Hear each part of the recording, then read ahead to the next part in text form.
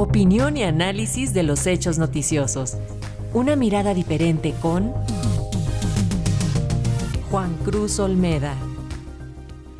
El expresidente de Bolivia, Evo Morales, buscará por quinta vez la presidencia de su país en las elecciones del 2025 en medio de la división interna de su partido, el Movimiento al Socialismo. Al respecto tenemos el análisis del doctor Juan Cruz Olmeda, profesor investigador del Centro de Estudios Internacionales del Colegio de México. Todos los proyectos políticos que se construyen en torno a liderazgos personalistas tienen como talón de Aquiles la cuestión de la sucesión. Esto por dos razones. En primer lugar, porque resulta difícil encontrar a alguien que logre empatar el carisma y la llegada de la población que tiene quien vienen a reemplazar. En segundo lugar, porque los líderes que dejan su lugar no quieren que sus sucesores logren la autonomía suficiente como para limitar su espacio de influencia, algo que no quieren abandonar. Durante las últimas décadas, esta situación ha sido una constante en varios países de América Latina. Lula eligió como su sucesora a Dilma Rousseff, quien no tenía ni su carisma ni su manejo político, y terminó siendo sometida a un impeachment que la sacó del gobierno. Años después, el antiguo líder debió volver al ruedo y solo eso hizo posible vencer a Bolsonaro. Cristina Fernández de Kirchner no logró que se consolidase una figura que claramente asumiera sus banderas, y en 2019 tuvo que ensayar una jugada sorpresiva, anunciar una fórmula en la que la candidatura a la presidencia la ocupaba alguien con quien había estado enfrentada en los años previos, reservándose para ella misma la vicepresidencia. Si bien la apuesta resultó efectiva en términos electorales, la presidencia de Alberto Fernández nunca logró superar las divisiones internas generadas por ese acto originario, y la propia Cristina terminó reiteradamente haciendo públicas sus críticas al gobierno que ella misma integra.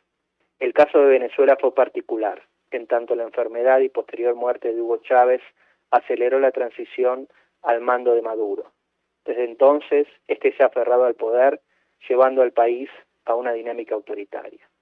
El caso más emblemático, sin embargo, ha sido el de Ecuador, en el que Rafael Correa pragmáticamente apostó por Lenín Moreno como su sucesor. Los requemores que ya existían entre ambos explotaron cuando este último ganó la presidencia, y no solo decidió alejarse del antiguo líder, sino llevar adelante una campaña de persecución a su mentor, quitándole el control del partido que había fundado y promoviendo la descorreaización de su gobierno. En términos concretos, esto llevó a que Correa debiese dejar el país, refugiarse en Bélgica y no volver desde entonces a Ecuador por los procesos legales abiertos en su contra que podrían llevarlo a la cárcel. La situación actual en Bolivia, de franco enfrentamiento entre el presidente en funciones Luis Arce y el líder histórico del MAS, Evo Morales, no puede entenderse sin considerar este contexto. Las disputas se han visto exacerbadas en días pasados, en los que el expresidente anunció su intención de competir como candidato en las elecciones de 2025. Algo que choca contra las aspiraciones de Arce. El anuncio fue hecho por Evo alegando que esta es la única manera de preservar la fortaleza del MAS ante la intención del gobierno de eliminarlo, y denunciando incluso la posibilidad de que desde las esferas oficiales se esté tramando un atentado en su contra. Esta situación es resultado de un enfrentamiento que viene cocinándose desde antes de la llegada de Arce al poder en 2020, como candidato del MAS, pero que ha escalado durante los últimos años. Es necesario mencionar que Arce fue una pieza central del gobierno durante el periodo 2006-2019 en el que Morales ejerció la presidencia. Como ministro de Economía y Finanzas Públicas resultó clave para sostener una tendencia de crecimiento con estabilidad macroeconómica, que permitió una reducción sostenida de la pobreza y la consolidación de una incipiente clase media, promoviendo un cambio copernicano en la sociedad boliviana. Fue esto sin duda lo que durante años agigantó la figura de Arce y lo consolidó como un sucesor natural de Evo para pelear la presidencia. Muchos, dentro del MAS, creyeron que dicho momento había llegado luego de que la propuesta de promover un nuevo mandato de Morales sufrió un revés sustantivo en el plebiscito de 2016. Sin embargo, algunos analistas argumentan que lo sucedido entre Correa y Lenín Moreno afianzó la decisión de Evo de no dejar el poder y forzó una interpretación de la Corte Suprema que permitió que compitiera en las elecciones de 2019.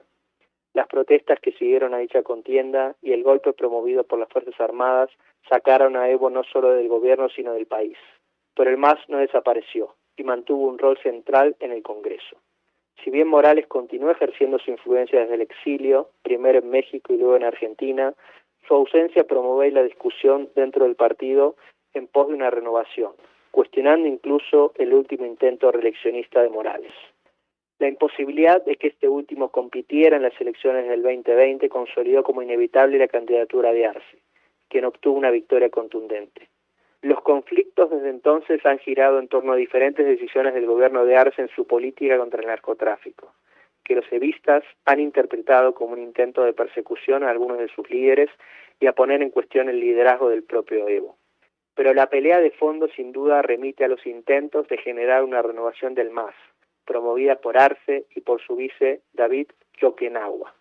En el fondo, Morales avisora que un movimiento de este tipo puede depararle un futuro parecido al de Correa, aunque las diferencias parecen por ahora abismales.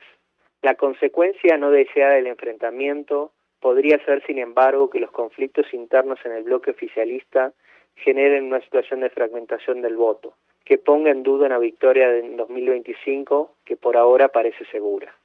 Aunque en política nada es para siempre, la fractura parece por ahora como un camino sin retorno. Para Radio Educación, Juan Cruz Olmeda, profesor investigador del Centro de Estudios Internacionales del Colegio de México.